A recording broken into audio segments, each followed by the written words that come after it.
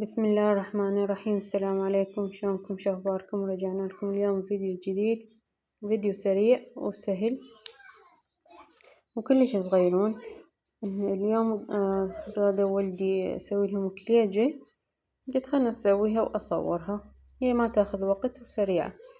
عندي هنا نص كيلو من الطحين، ما قسته يعني غلاصين او 3 هيك تقريبا، وعندي نص ظرف من البيكنج باودر، و3 خواشيق من الشكر، وخاشوقتين من الحليب، ورشة ملح، وخاشوقة صغيرونة من الهيل، وخلطته كل زين.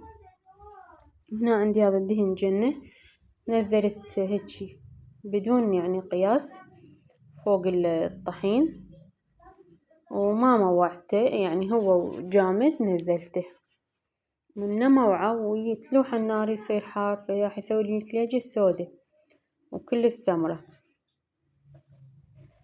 هيجي راح افتفته هسه بالدهن، وراح انزل عليه شوية من الماي واعجنه، وخليته وقمت بين ما حضرت جبت يعني الصينية والتمر والقالب.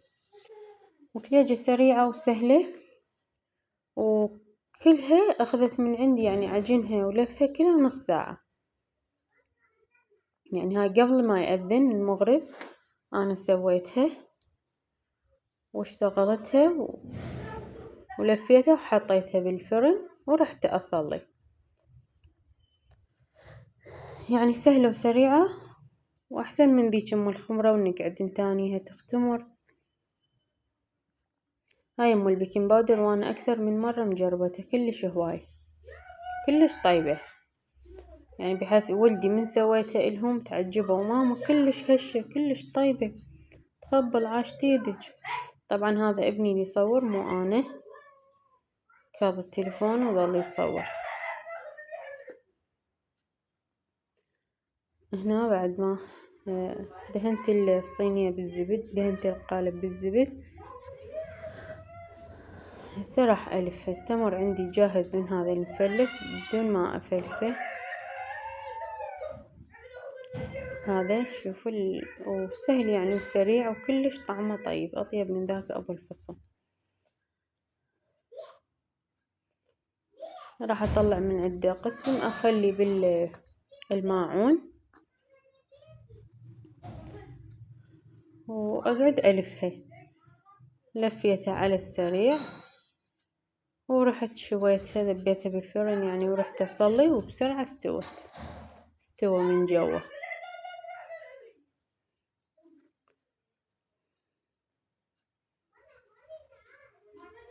طبعا وآسفة على الأصوات تسمعونها، طبعا هاي ولدي جوا بالغرفة وسديت الباب عليهم، وأنا برا بالصالة وأصواتهم طالعة.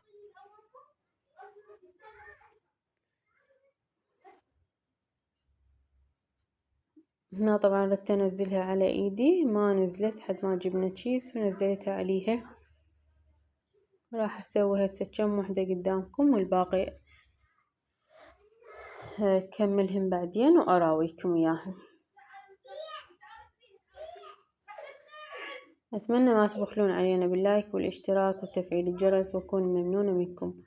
وأشكر كل واحد كل وحدة يعني دخلت لي القناة وعلقت لي تعليق حلو واشتركت بقناتي، وأكون ممنونة من عندكم.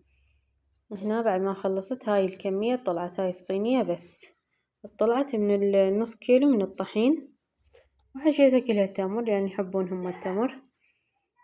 راح ادهنها بالبيض، البيضة كسرتها بالطاسة ودهنت، لا خليت لها خل لا خليت لها اي شي، يعني ما خليت لها.